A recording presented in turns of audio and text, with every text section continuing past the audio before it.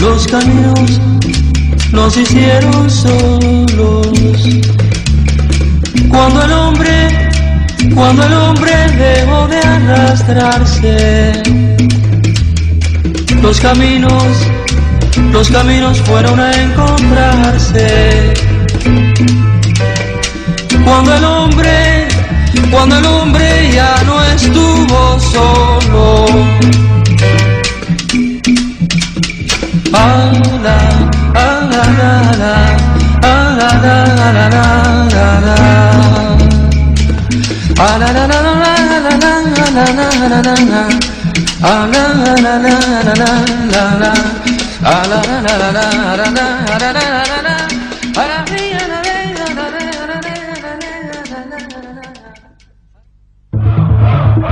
Mayo de 1968. El mundo se conmociona. La década del 60 vive su clímax. Cuba recibe clandestinamente copia del diario que el Che Guevara escribió en su campaña guerrillera en Bolivia. El gobierno cubano prepara una urgente y masiva publicación.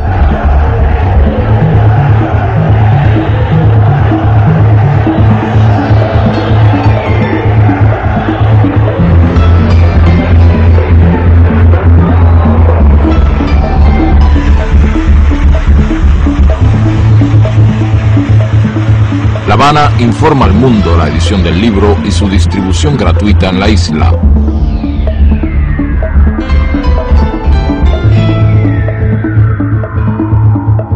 Editoras internacionales reciben copia del texto para su inmediata difusión.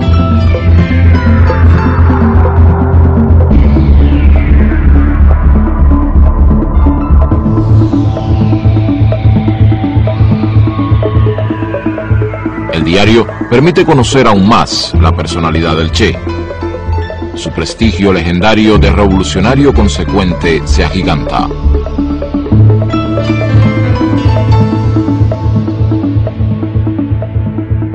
El 7 de octubre de 1967, último día de sus anotaciones, su columna guerrillera está reducida a solo 17 hombres y en una situación desesperada.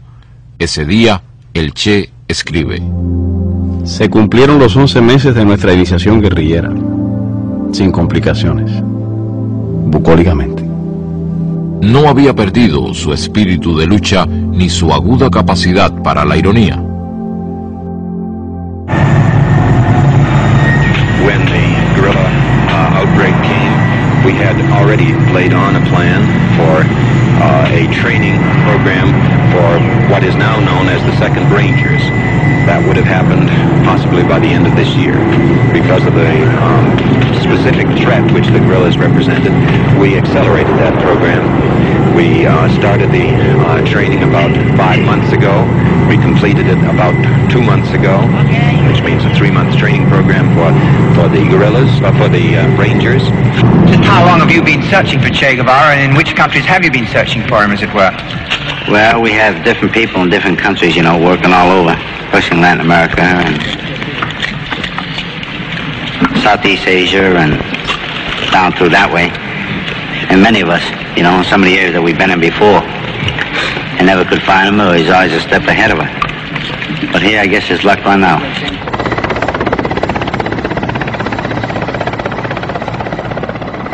Al mediodía del 8 de octubre, en un lugar conocido como Quebrada del Yuro, en el oriente boliviano, libra su último combate. Inutilizado su fusil por un disparo y herido en una pierna, cae prisionero.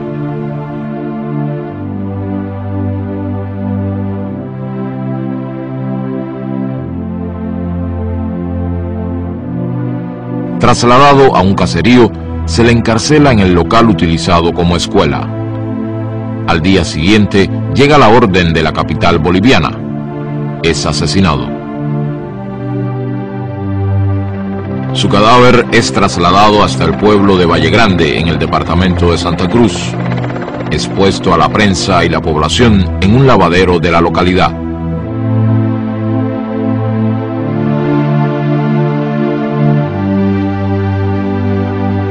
Ernesto Guevara de la Serna, conocido como el Che, entra en la historia para siempre.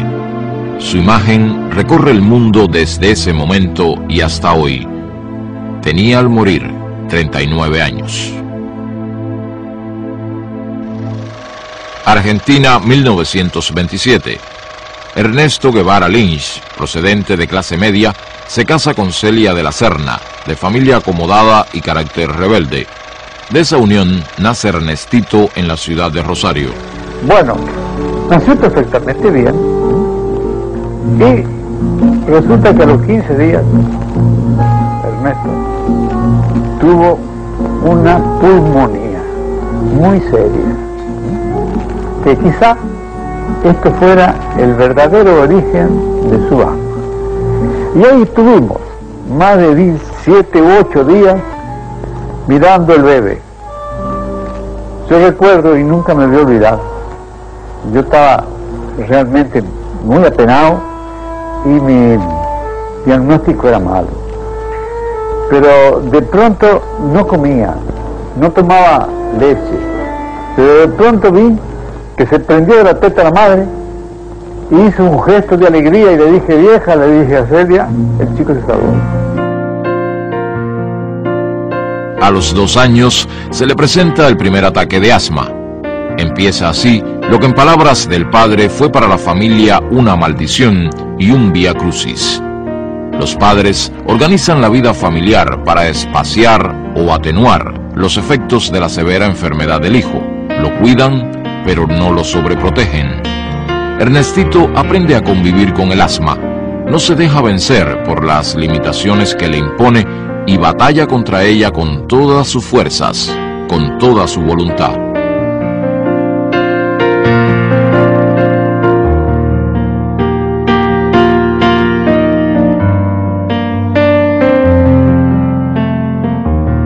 A los 10 años, el ambiente familiar lo pone en contacto con la Guerra Civil Española, despertando su curiosidad por el acontecimiento y su solidaridad infantil con la República. Yo en ese momento estaba en comunicación con los republicanos españoles. Allí en Altagracia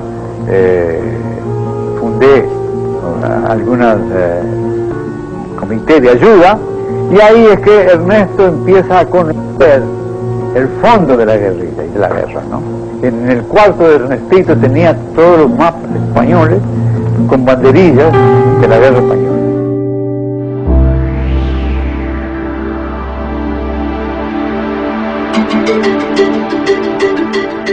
En marzo de 1947, la familia se instala en Buenos Aires. Ernestito ya es Ernesto. Va a cumplir 19 años y matricula en la universidad en la carrera de medicina.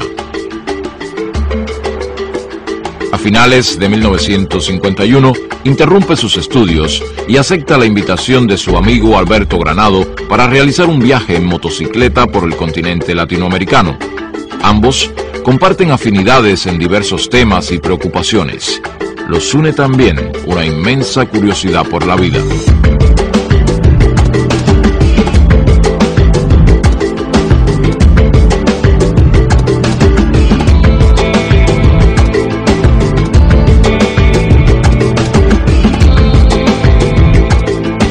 Ernesto se suma al viaje en un momento en que busca una motivación esencial para su vida.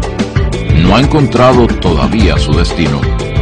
Él iba en la motocicleta o a pie, en lo que fuera, nunca dejó de llevar su cuadernillo donde anotaba todo lo que hacía. A la luz de una vela con que alumbrábamos el mate, las facciones contraídas del obrero ponían una nota misteriosa y trágica. En un idioma sencillo y expresivo, contaba de sus 3 meses de cárcel, de su mujer hambrienta, de los compañeros comunistas que la policía había fondeado en alta mar, lo habían desaparecido misteriosamente. Y el matrimonio, Aterido en la noche del desierto, acurrucado uno contra el otro, era la representación del proletariado de cualquier lado del mundo. Nos apiadamos de ellos, ya que no tenían ni una mísera manta con que taparse, y les prestamos las nuestras. Fue esa una de las noches en que he pasado más frío, pero también en la que me sentí un poco más hermanado con los hombres.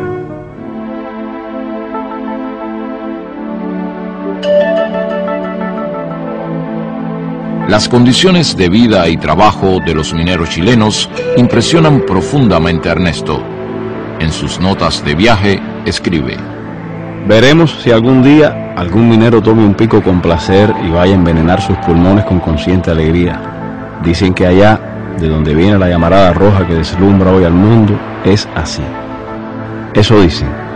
Yo no sé.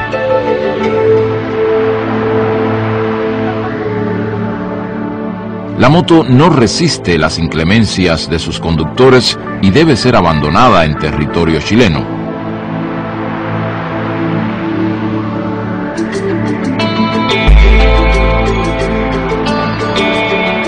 El recorrido por Perú, en particular por el leprosorio de San Pablo, a orillas del Amazonas, es una etapa crucial del viaje. El doctor Hugo Peche, leprólogo, profesor universitario y militante comunista peruano, les apoya con una cálida colaboración profesional y humana. Cuando por primera vez lo conocimos, cuando él llegó acá al hospital de Guía, la impresión que nos ocasionó, bueno, que era una persona vagabunda, ¿ya? Un trotamundo. Estuvieron con nosotros un promedio de unos 2 o 3 meses y trabajaron con nosotros ese espacio. Tenía un hambre, pero qué gusto daba verlos comer. Parecía un hambre atrasado, se traían lo pobre de tanto viajar, ¿no?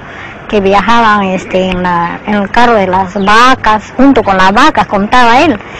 Vestía pues ahora tipo hippie, ¿no? Que ese tiempo no se conocía el hippismo, porque todo cochinito, ¿no? Mal vestido que habían venido.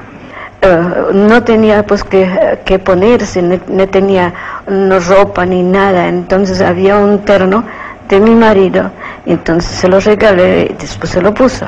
Creo que un factor aglutinante y además decisivo en esa vocación científica de todos los trabajadores de la lepra era la presencia y el ejemplo del doctor Hugo Peche, que yo considero una persona que tanto a mí como al Che, como al futuro Che, nos marcó para siempre en lo que debía ser un intelectual, un científico y un trabajador de la salud. Cuando ellos ya salían de San Pablo hacia Leticia, el doctor Besani ordenó que se le hiciera una pequeña balsa de palos flotantes y yo agarré una plancha de Eternit y una brocha con pintura, le puse mambo a un lado y al otro lado tango. Entonces eso flotaba y de acuerdo al viento, ¿no? Salía un momento tango, mambo. La despedida que estos enfermos nos hicieron al Che y a mí en San Pablo pasó de todo lo imaginable. Para mí es uno de los recuerdos más hermosos que tengo en mi vida, y tengo muchos recuerdos hermosos. En ese tránsito, el viaje nuestro, y sobre todo esa estancia en Perú, donde encontró tantas diferencias sociales, creo que eso le ayudó a él también a tener una visión más certera de cuál era su futuro. 8 años después, Ernesto le hará llegar su recuerdo al doctor Peche.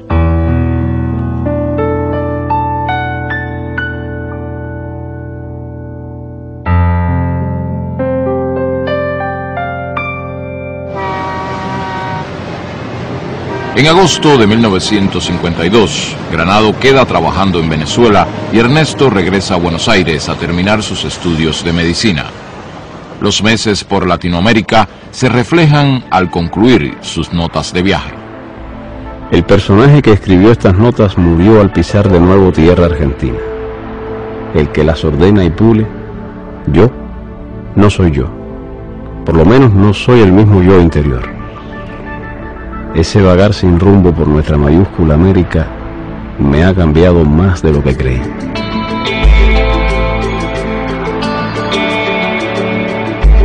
En marzo de 1953 se gradúa de médico con una tesis sobre alergia. La familia está feliz. Es llamado al servicio militar obligatorio, pero lo declaran no apto. Entonces comunica a sus padres una decisión irreversible. Se va a Venezuela a reunirse con Granado. En julio parte para su segundo viaje. Se detendrá en diversos países posponiendo su llegada a Venezuela. No llega a Caracas porque las noticias de la situación política que existe en Guatemala le hacen girar su destino hacia allá. Guatemala vive sin saberlo los últimos meses de vida del gobierno democrático de Jacobo Arbenz y de su proyecto de reformas, imprescindibles para el país, pero inadmisibles para la oligarquía local, la United Fruit Company y el Departamento de Estado norteamericano. Le llegan preocupaciones y sugerencias familiares para que acabe de organizar su vida como médico. Ernesto responde: En Guatemala podría hacerme muy rico, pero con el rastrero procedimiento de revalidar el título, poner una clínica y dedicarme a la alergia. Aquí está lleno de colegas del fuelle. Hacer eso sería la más horrible traición a los dos yos que se me pelean dentro: el socialudo y el viajero. Ernesto conoce a Hilda Gadea, exiliada peruana. Establecen una amistad que devendrá relación íntima. En carta a sus padres, ante el avance de la crisis guatemalteca, les escribe: Los últimos acontecimientos pertenecen a la historia, cualidad que creo que por primera vez se da en mis notas. Hace días, aviones procedentes de Honduras cruzaron la frontera con Guatemala y pasaron sobre la ciudad en plena luz del día, ametrallando gente y objetivos militares. Yo me inscribí en las brigadas de sanidad para colaborar con la parte médica y en brigadas juveniles que patrullan las calles de noche. Hace amistad con Ñico López, exiliado cubano estrechamente vinculado a Fidel Castro.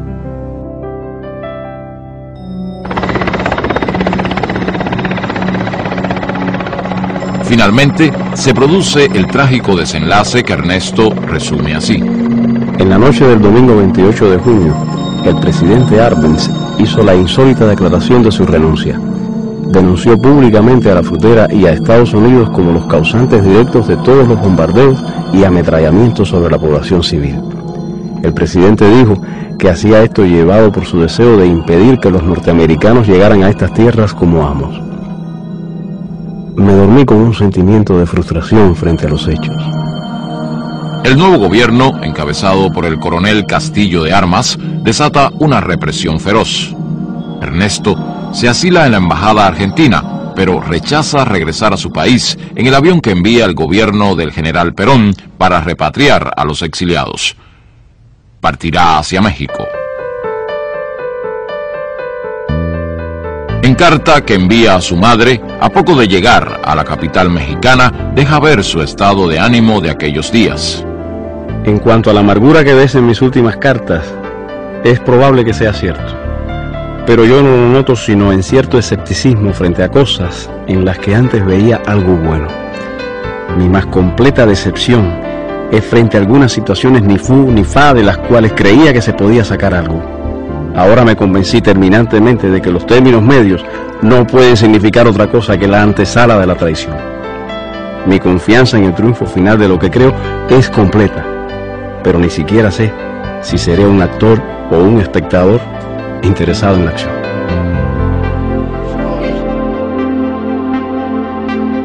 Hilda Gadea llega a México y reanudan sus relaciones. Se reencuentra con Ñico López y a través de él conoce a Raúl Castro. Este acaba de llegar de Cuba después de salir de la cárcel amnistiado junto con todos los participantes en el asalto al cuartel Moncada. Poco después, Fidel Castro arribará a la capital mexicana. Viene a organizar la lucha insurreccional contra la dictadura que gobierna su país. Ernesto ya sabe de la situación cubana como para tener deseos de conocer al dirigente revolucionario más importante de su joven generación. Frente al Galveston, en ese edificio que tú me recuerdas ahora que el número 6, ahí con el tiempo llegamos a tener un apartamento también nosotros. No, en ese edificio debajo o cerquita de él hay un restaurante. En ese restaurante, en el mes de julio, del año 55, donde se sostiene esa entrevista entre Fidel y el Che, que yo participo, y es donde el Che decide unirse a nosotros. Por eso Fidel dice que el Che y yo fuimos los primeros en formar parte de la lista de los futuros expedicionarios.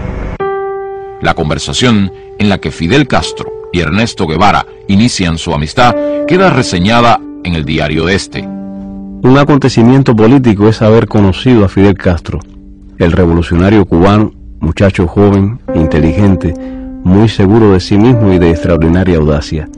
Creo que simpatizamos mutuamente.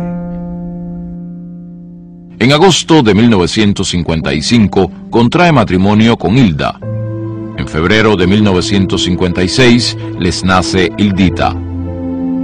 Para esa fecha ha comenzado su preparación física como futuro guerrillero. Será el teniente médico de la expedición. La férrea voluntad, ayudada por la altura y el clima seco de Ciudad México, harán posible que su asma no lo invalide en los meses de entrenamiento. Alberto Bayo es oficial del Ejército Republicano Español y principal instructor de los expedicionarios, lo califica en un reporte como el mejor de todos. Ernesto, el médico, Guevara, el argentino, esas identidades se irán disolviendo en su convivencia con los cubanos. Se le identificará entonces con una interjección breve y afectuosa: el Che. El Che ha dejado carta a su madre que se enviará después de la salida.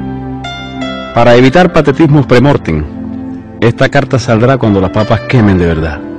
Y entonces sabrás que tu hijo, en un soleado país americano, se puteará a sí mismo por no haber estudiado algo de cirugía para ayudar a un herido. Y la lucha será de espaldas a la pared, como en los himnos, hasta vencer o morir. Te besa de nuevo, con todo el cariño de una despedida que se resiste a ser total. Tu hijo, el Che.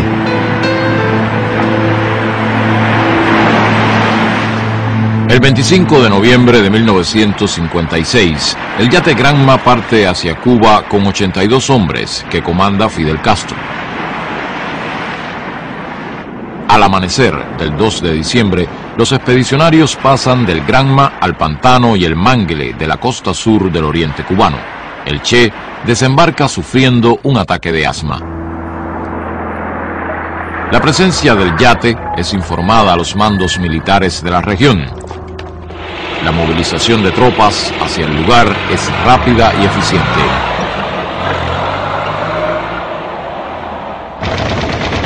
A los 3 días de agotadora marcha, los expedicionarios son sorprendidos y dispersados después de sufrir varias bajas.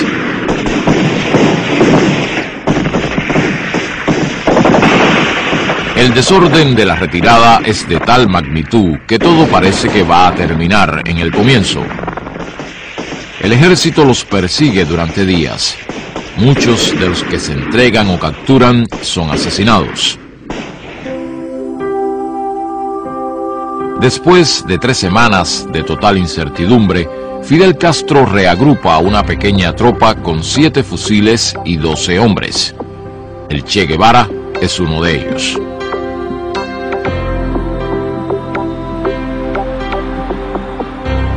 El primer semestre de 1957 es de formación y desarrollo de una columna guerrillera en la Sierra Maestra.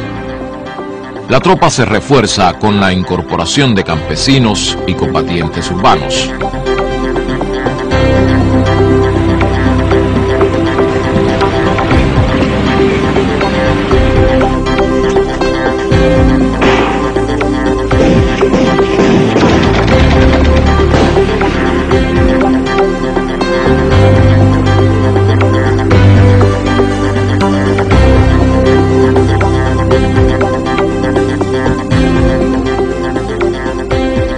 El Che está preparado psicológicamente para adaptarse a las más duras exigencias de la vida guerrillera, pero el asma se le presenta implacable. A pesar de esta, es el médico de la columna y de los campesinos de la zona y se destaca como combatiente. En julio, Fidel decide crear una segunda columna guerrillera y nombra al Che comandante de la misma. La dosis de vanidad que todos tenemos dentro hizo que me sintiera el hombre más orgulloso de la tierra ese día. Hoy aprovecho la oportunidad de la visita de un periodista cubano para dar al pueblo de Cuba el primer saludo que tengo oportunidad de dar. De un pueblo que he decidido defender, conociendo solamente a través de la acción y del pensamiento de nuestro jefe Fidel Castro. Los meses que siguen le permiten desplegar su capacidad organizativa, su valor e inteligencia como jefe guerrillero y una especial sensibilidad humana y política para las relaciones con el campesinado. Aquí Radio Rebelde, órgano del movimiento revolucionario 26 de julio y del ejército rebelde. En agosto de 1958, el ejército rebelde derrota la ofensiva del ejército batistiano en las montañas orientales. Fidel decide lanzar inmediatamente una contraofensiva, enviando 2 columnas de sus combatientes hasta las montañas del centro de la isla. Una es comandada por Camilo Cienfuegos, la otra por Ernesto Guevara.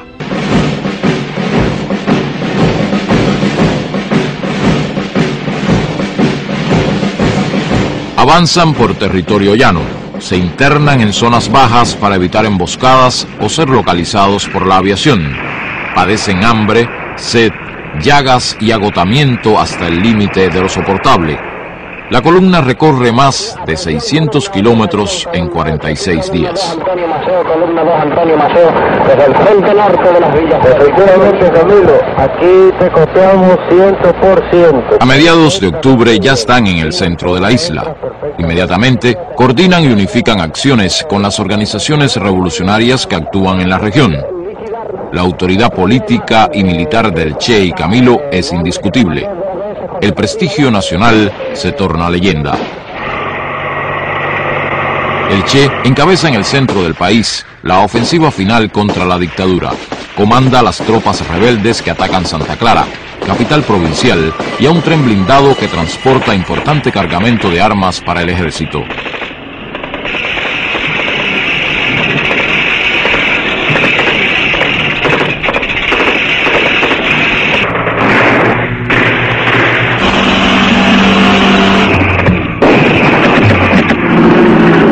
De la tiranía bombardea la ciudad en un último intento por frenar la victoria rebelde. La guarnición del tren se rinde. Tras 4 días de combate, Santa Clara es tomada. En La Habana, estos acontecimientos precipitan la fuga de Batista y el desmoronamiento total del régimen. El Che es aclamado como héroe por la población de la ciudad, pero no se asentará en ella. Fidel, desde las afueras de Santiago de Cuba, les ordena a él y a Camilo Cienfuegos avanzar hacia la capital. La revolución ha triunfado. La Habana recibe a sus dirigentes.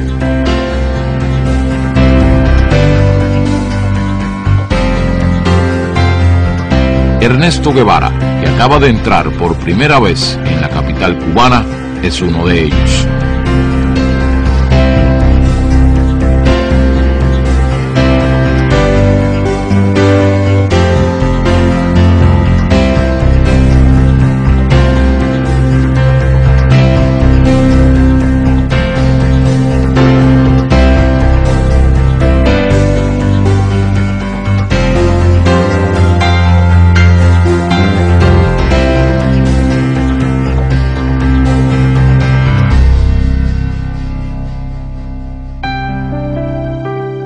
Los padres del Che llegan a La Habana a pocos días de la victoria.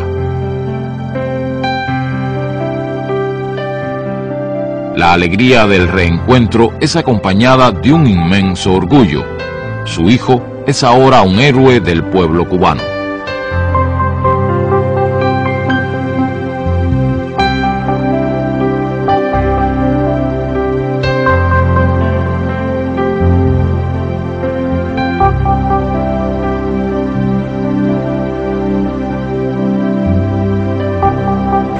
Y me acuerdo de que le dije, ¿qué va a ser de tu vida? Le dije, ¿qué va a ser de tu vida como médico? se quedó pensando un momento y me dice, mirá, me dice, como vos te llamás lo mismo que yo, pones un letrerito en la puerta de tu escritorio que diga Doctor Guevara, y entonces ya tenés derecho a empezar a destripar gente nomás. Bueno, era muy gracioso, pero después vino yo lo llamé a la orden, no, vamos a hablar en serio, tío. Y me dijo esta palabra más o menos, no sé en qué lado del mundo dejaré los huesos.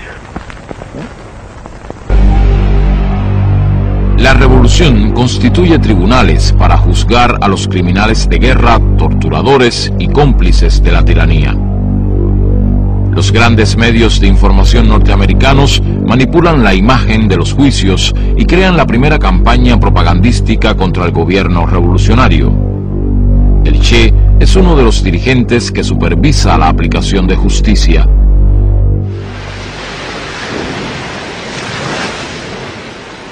A Cuba llegan su hija Hildita e Hilda. El matrimonio se da por terminado.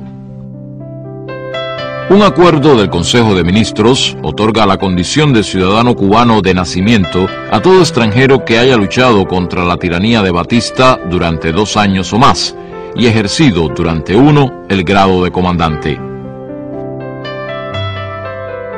Acuerdo redactado a su medida como reconocimiento y homenaje. El Che se casa con Aleida March, combatiente que ha conocido en su campaña en la región central de Cuba.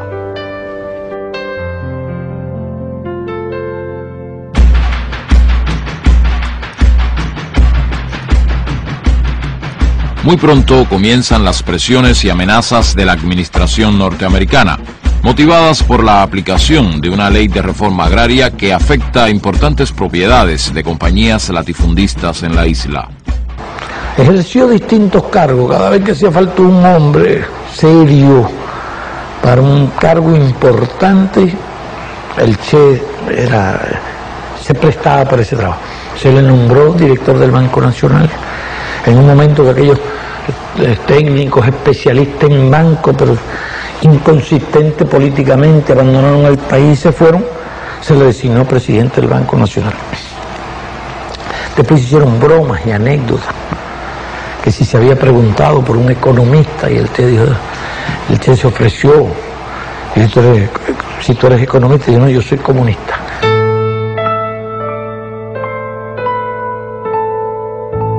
Y a los pocos días de llegar a La Habana, que llegamos el 8 de septiembre, me mandó a decir que cuando empezamos las clases, que ya tenía la pizarra, ya tenía el borrador y ya tenía la tiza.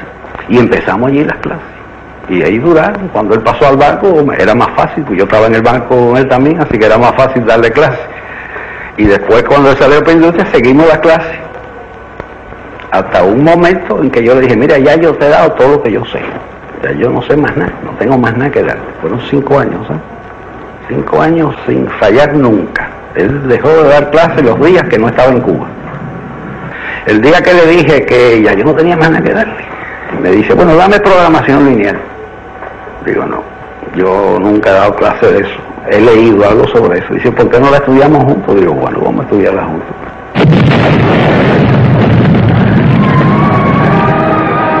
A principios de 1960 se incrementan acciones terroristas para amedrentar a la revolución. La Agencia Central de Inteligencia asume un rol protagónico en la lucha contra el gobierno revolucionario.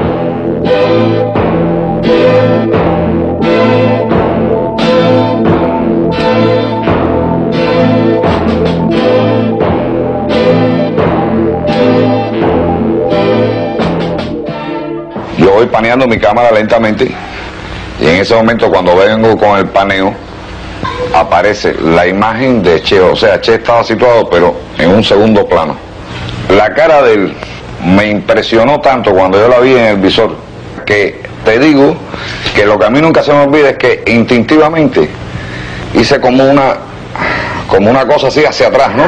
Me asustó, se te puede decir un poco, y al mismo tiempo asustarme, apreté el obturador.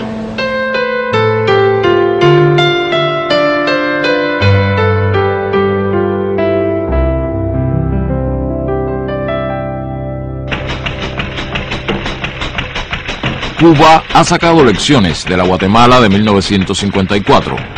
Fracasan los planes de paralizar la isla con la aplicación de sanciones políticas y económicas. Se establecen relaciones comerciales con la Unión Soviética y demás países socialistas.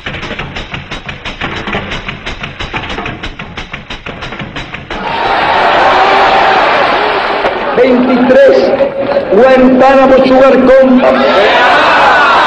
24 United Fruit Company.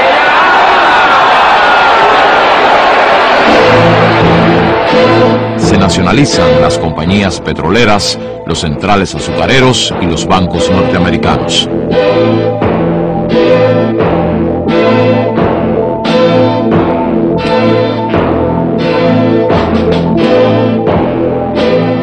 El gobierno norteamericano decide financiar y organizar con contrarrevolucionarios cubanos una invasión armada que ponga fin a la revolución.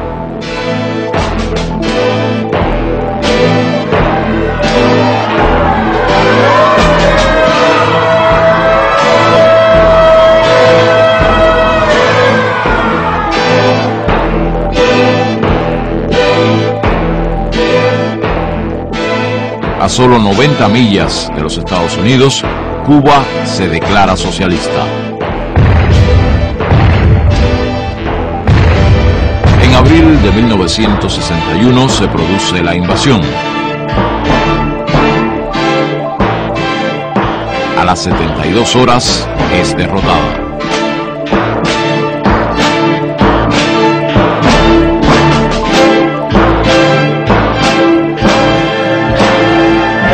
Girón es un símbolo para todos los pueblos oprimidos. Playa Girón es la primera derrota del imperialismo en América Latina, pero también es una de las primeras derrotas del imperialismo en escala mundial.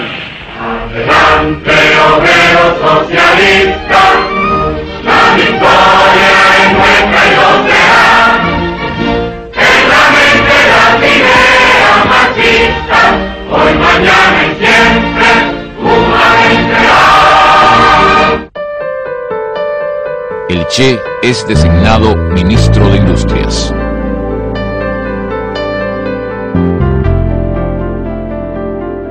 La nueva responsabilidad le exige conocer con urgencia qué existe y qué falta.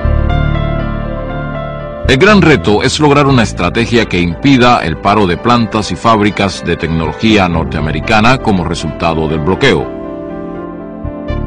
Necesitado de un contacto directo con la realidad, el Che esquiva la burocracia y va a los centros de trabajo a tomar el pulso de lo que sucede y lo que piensan los trabajadores.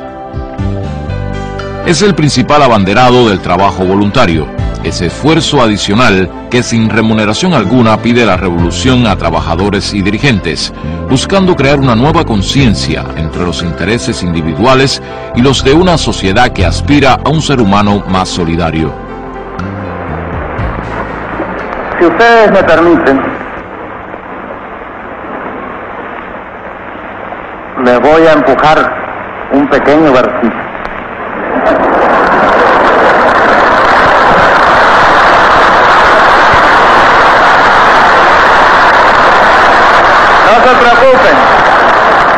No se preocupen, porque no es de mi propia inspiración, como dicen. Es un poema, nada más que unos párrafos, de un poema de un hombre desesperado. Pero el hombre es un niño laborioso y estúpido que ha convertido el trabajo en una sudorosa jornada. Convirtió el palo del tambor en una azada y en vez de tocar sobre la tierra una canción de júbilo, se puso a cavarla. Y después decía, más o menos porque no tengo muy buena memoria, quiero decir que nadie ha podido cavar al ritmo del sol y que nadie todavía ha cortado una espiga con amor y con gracia.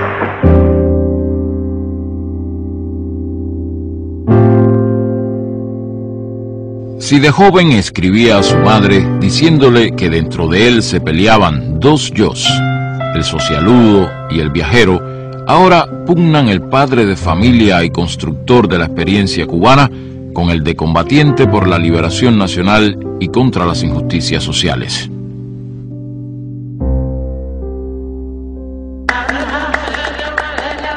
El Congo es uno de los focos de tensión internacional que más lo impacta.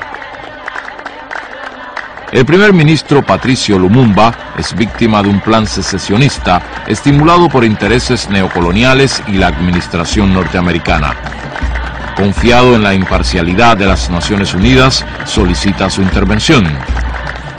Tras el manto de esa organización, se consuma la traición y la división del país.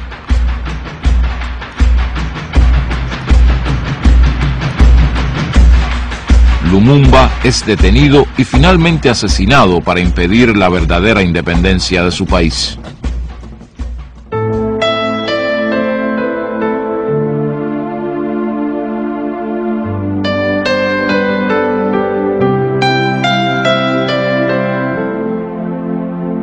En sus años en Cuba, el Che es embajador de misiones especiales, expositor y defensor lúcido de la revolución en foros internacionales y en reuniones con jefes de Estado y personalidades de su tiempo.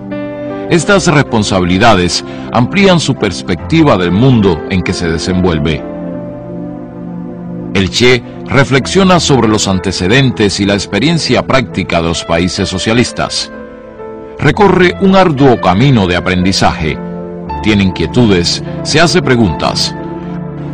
Nous avons copié mécaniquement les expériences des pays frères et ceci a constitué une erreur, pas des plus graves, mais une erreur qui a freiné le développement et a contribué dangereusement à l'un des phénomènes qui doit être combattu avec le plus de vigueur au cours de la révolution socialiste, le bureaucratisme.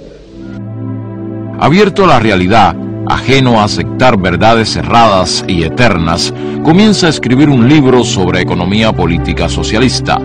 En su introducción expresa: creemos importante la tarea, porque la investigación marxista en el campo de la economía está marchando por peligrosos derroteros. Al dogmatismo intransigente de la época de Stalin ha sucedido un pragmatismo inconsistente. Y, lo que es trágico, esto no se refiere solo a un campo determinado de la ciencia, sucede en todos los aspectos de la vida de los pueblos socialistas, creando perturbaciones ya enormemente dañinas, pero cuyos resultados finales son incalculables. Y nuestra posición es una. Somos partidarios de que se le dé a Vietnam toda la ayuda que sea necesaria. Somos partidarios de que esa ayuda sea en armas y en hombres. Somos partidarios de que el campo socialista corra los riesgos que sean necesarios por Vietnam. Patria o muerte, el derecho.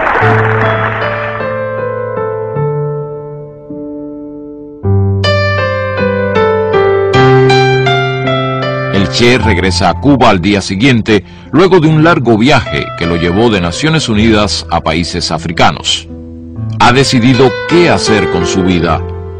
Para llevar a cabo su proyecto, tiene el pleno respaldo y la colaboración de Cuba.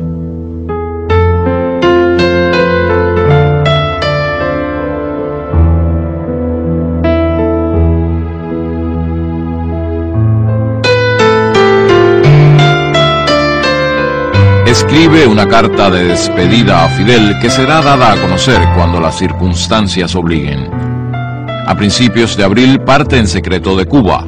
Su destino es el Congo. Llega allí a través de Tanzania, cruzando el lago Tanganica. La presencia de mercenarios europeos le es imprescindible al gobierno congolés para sostenerse, haciendo innecesaria la intervención directa de tropas norteamericanas.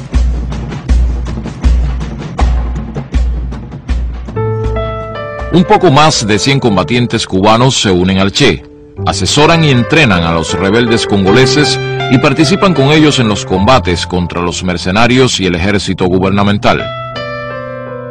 A pocas semanas de la desaparición pública del Che, Estados Unidos invade con 30.000 infantes de marina a la República Dominicana. La brutal intervención militar de Estados Unidos en República Dominicana, a medida que es conocida en detalle, acrecienta la indignación en el mundo. La causa es la sublevación de la población y militares constitucionalistas contra un golpe de Estado de oficiales reaccionarios. El expresidente Juan Bosch, virtualmente prisionero en Puerto Rico, denuncia las artimañas imperialistas. No importa que las fuerzas militares que invaden a la República Dominicana sean de la OEA o de Estados Unidos. Ellas son fuerzas militares invasoras.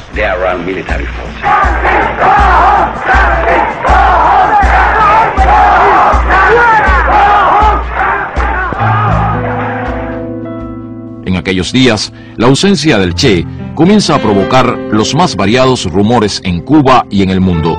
Uno de ellos lo sitúa luchando junto al pueblo y militares constitucionalistas en República Dominicana.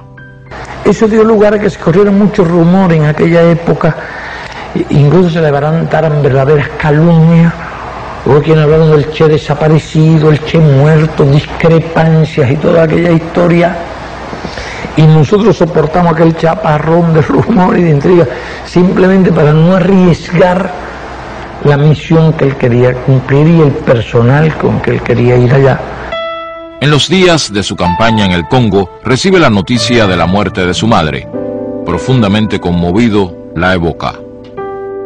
Solo sé que tengo una necesidad física de que aparezca mi madre. Y yo recline mi cabeza en su regazo magro y ella me diga, mi viejo, con una ternura seca y plena, y sentir en el pelo su mano desmañada, acariciándome a saltos, como un muñeco de cuerda, como si la ternura le saliera por los ojos y la voz.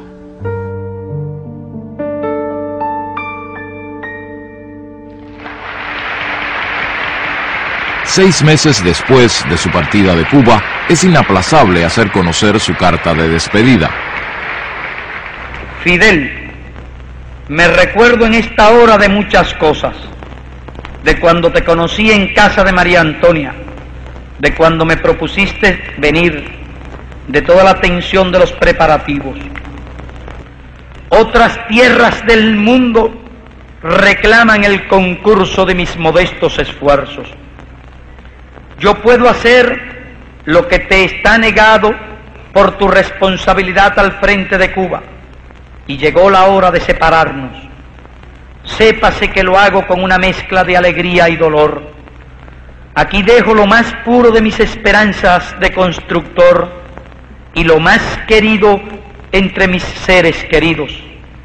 En los nuevos campos de batalla llevaré la fe que me inculcaste, el espíritu revolucionario de mi pueblo, la sensación de cumplir con el más sagrado de los deberes, luchar contra el imperialismo donde quiera que esté.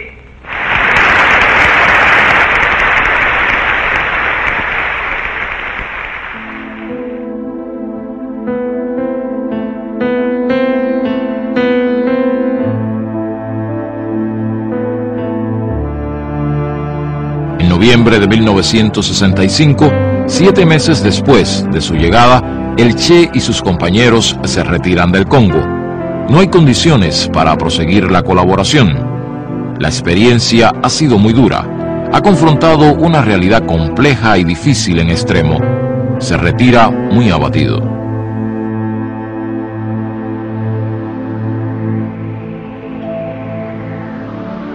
En Praga pasa balance a lo ocurrido.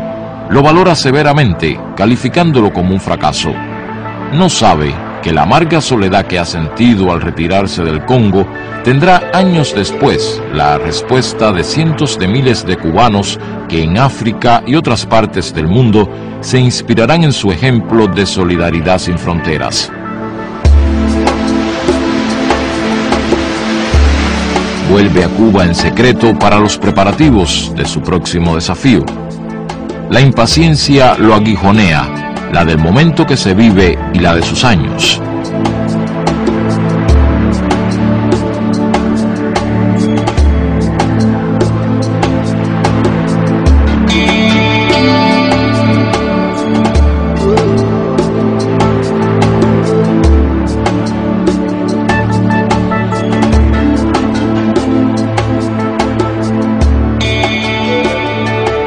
Envía a la Organización de Solidaridad de los Pueblos de Asia, África y América Latina un documento donde analiza la situación internacional. La agresión norteamericana a Vietnam continúa y se incrementa.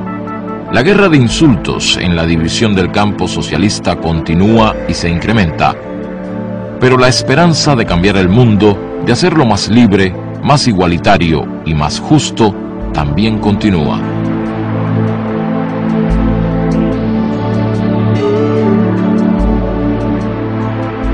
Su imagen cruza las generaciones. No han podido fatigarla pese a todo lo ocurrido en el mundo, porque él fue mucho más inmenso en su ejemplo que su proyecto frustrado, en el que dejó una lección de coherencia en la vida y ante la muerte.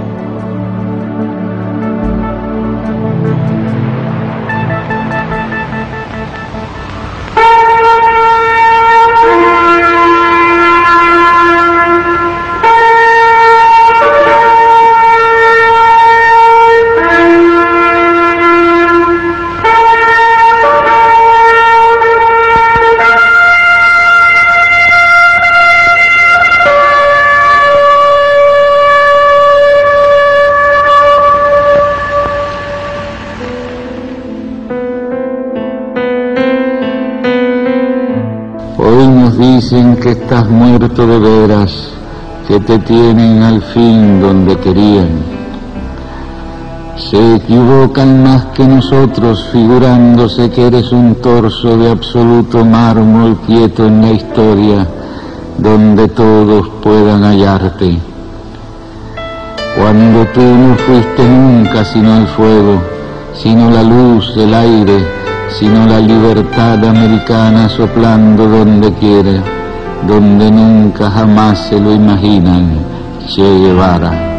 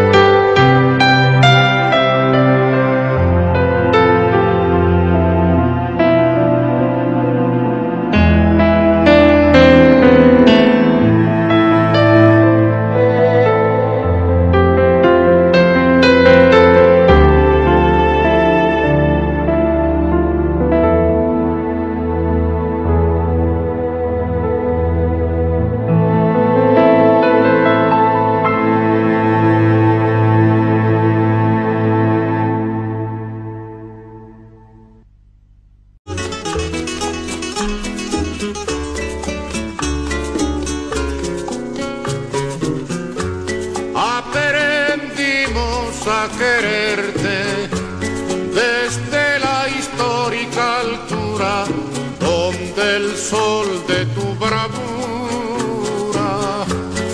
le puso cerco a la muerte. Aquí se queda la clara, la entrañable transparencia de tu querida presencia, comandante Che Guevara.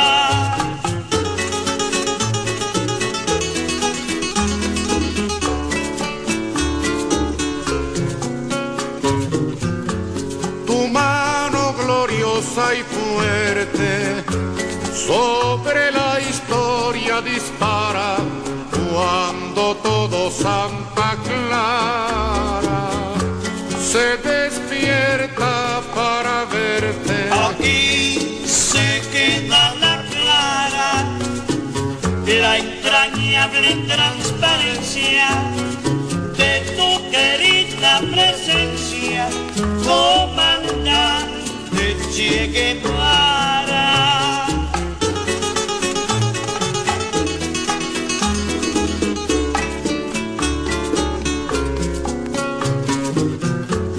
Vienes quemando la brisa con soles de primavera para plantar la bandera con la luz de tu sonrisa.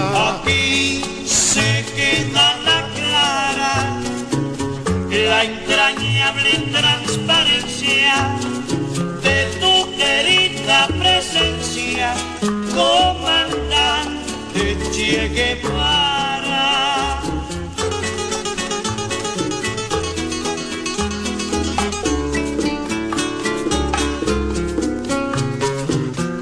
Tu amor revolucionario te conduce a nueva empresa donde esperan la firmeza de tu brazo libertario. Aquí se queda la clara, la entrañable transparencia de tu querida presencia, comandante Che Guevara.